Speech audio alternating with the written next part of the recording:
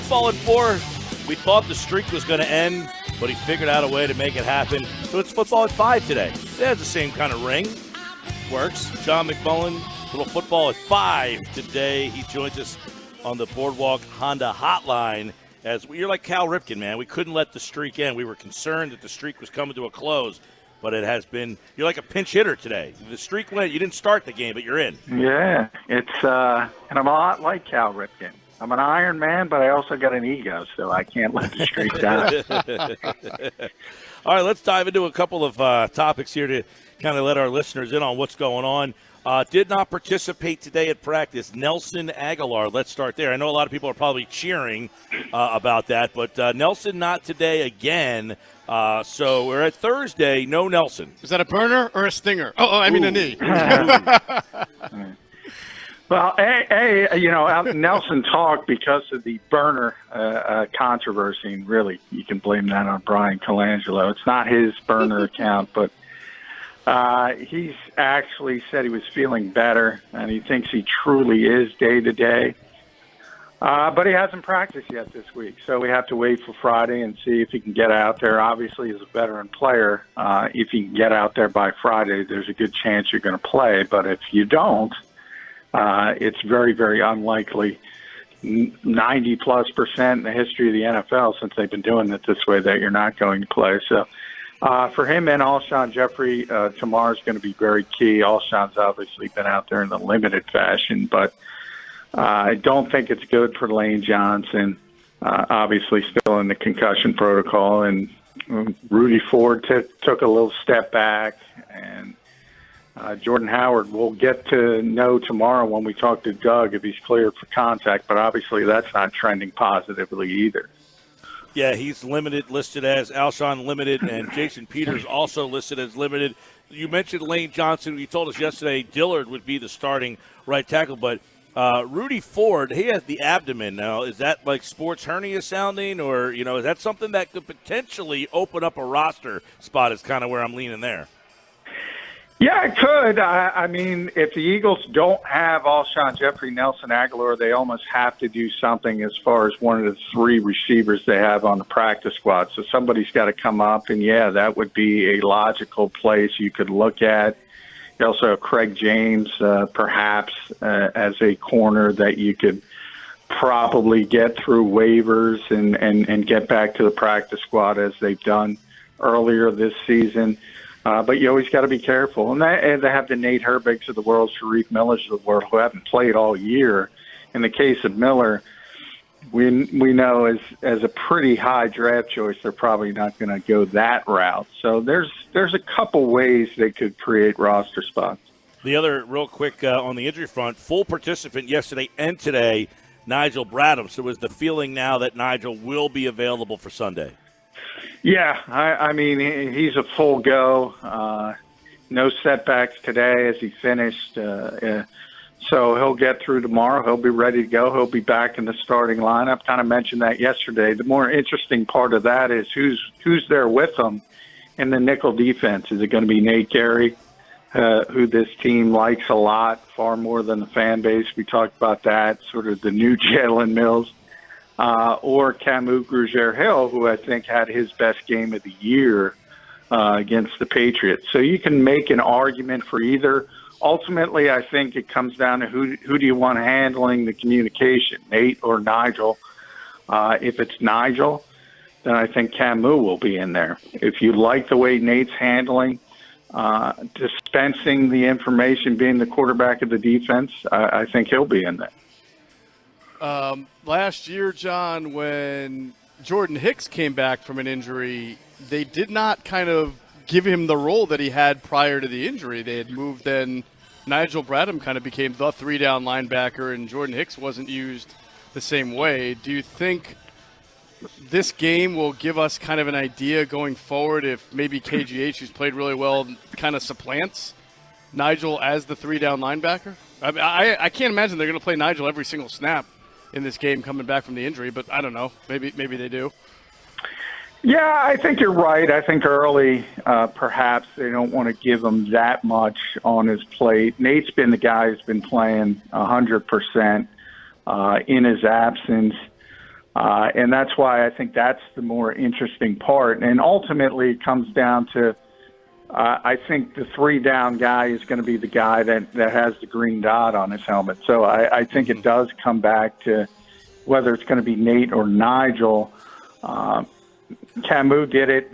Nate had to leave for, I think, one play when he got a little banged up against the Patriots, and Camus had to do it. But it's really more of a conversation as do you want Nate doing it or you want Nigel doing it? And you go all the way back, Jeff, to the off season, and Ken Flageol said it's probably not the best role for Nigel. So they've been looking for a guy to take over for essentially what Jordan Hicks was before that last injury, as the true middle linebacker, the true guy who handles all the communication. So they don't think Nigel wants that role, is comfortable in that role, and they've been looking for an alternative.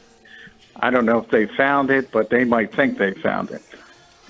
John, what's the strategy here to try and slow down the Seattle Seahawks offense? Is there going to be a spy required for Russell Wilson, or are they just going to drop extra guys back like Jim Schwartz likes to do at times, just count on the defensive line to get pressure?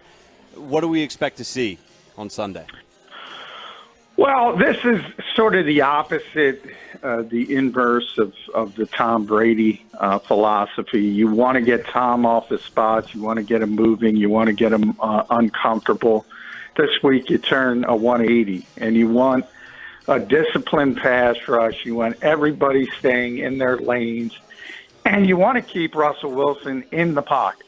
Not that he can't do it, but when he's outside the pocket, extending plays, we all know how that works. You see it with Carson Wentz a lot. It's very difficult to hold coverage for that long in this league. Aaron Rodgers probably the best ever at it. Once you're outside the pocket, once you're extending plays, and Russell Wilson, nobody throws the football on the move better than he does. So it's sort of pick your poison with him because both Doug and Jim Schwartz have said he can beat you either way. He can beat you from inside the pocket, outside the pocket. But I think the conventional wisdom is if you can, keep him inside the pocket and hopefully get that interior push so he can't step up, and that's how you got to go about it. Well, what do you think the Eagles are better at to do?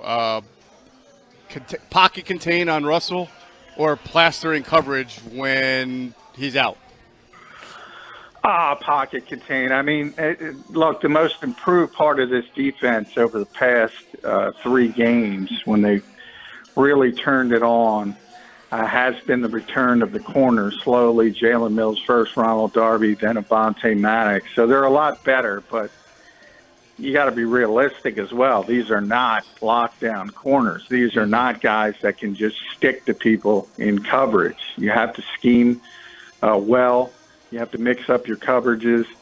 And I think the Eagles have done a good job doing that. I think those players, specifically Jalen, most of all, have really, really played well. But there are limitations there. And really good corners in this league can't cover for extended periods of time. So I don't like anybody's chances against quarterbacks who can extend plays and get out of the pocket and force you to cover that long. Hey, John, are we getting to the point where we trust this Eagles defense, or is it the Allen Trubisky Patriots law firm of ineptitude offensively? Field Yates' tweet today, the Eagles' recent surge defensively feels like it's not getting enough pub. He says since week 8, they lead the league in yards per game allowed and yards per play. So is this who they are now? Are they this very good defense, or is it more the competition that they've played against? Well, I think it's a combination. And everybody in a social media world, everybody takes one side of the fence. The truth is it's both. They played a lot better. There's no way they have those numbers if Sidney Jones and Rasul Douglas are out there. There's just no way. So they have improved, but there's also the reality that Mitchell Trubisky does stink, and Josh Allen does struggle, and Tom Brady doesn't have any weapons. So you kind of have a different animal this week. And I think maybe of anybody, Russell Wilson obviously having an MVP year, but Howie Roseman is looking at this game and just crossing his fingers that DK Metcalf doesn't make a play, or Josh Gordon doesn't make a play, or Jadeveon Clowney doesn't make a play that changes the tone of the game, because you know what that narrative's going to be. But this offense is a lot better than the three offenses they've faced previously. So this is a bigger test. The night when Dallas Keuchel pitched against the Phillies, and they were like, please, don't shut us out here. Right. Johnny Mac at JF McMullen. Eagles Seahawks. We will, of course, have plenty more tomorrow. We'll get John's pick on the game and everything, because I'll ask you this betting betting line. It opened with a Eagles 3-point favorite, right? It has now been betted down to about 1.5 points. Isn't this one of those things where Vegas is telling you, we want you to bet the Seahawks? Like, that's the way they want, it's one of those wonky lines where, like, come on, bet the Seahawks. We want you to. And everyone's like, the Seahawks are better. We got to bet the Seahawks. Does it have that feel of everybody's going to bet the Seahawks? Yeah, a little bit. You know what I'm saying? Billy Godfather, getting to know him a little bit, always tells me that, the Eagles are such a popular team, and the fans of the Eagles tend to bet them, as fans tend to do. So everything with the Eagles is a little bit wonkier maybe than compared to other teams because of their popularity, and because people are so willing to put down the money to back up that popularity. So a lot of the lines are skewed from Vegas's standpoint, and they try to correct it, because obviously from their aspect you want money on both sides. So that's always what they attempt to do. And it kind of tells you when it starts at 3, it tells you they think Seattle's a better team because you get 3 points for being at home. So they're telling you right off the bat. But, they're always trying to balance both sides of it. All right, we'll have more on this one tomorrow. John McMullen will back in his football at 4 slot at J. Are you appearing on the Countdown to Kickoff show tonight? Rumor has it. We'll see. All right, never know with that group. That's right. That's Tony Bruno, Harry Mays tonight in about 45 minutes following us here on the Sports Best. Thanks, John. All right, thank you, guys. And John McMullen, all guests appear via the Boardwalk Honda hotline.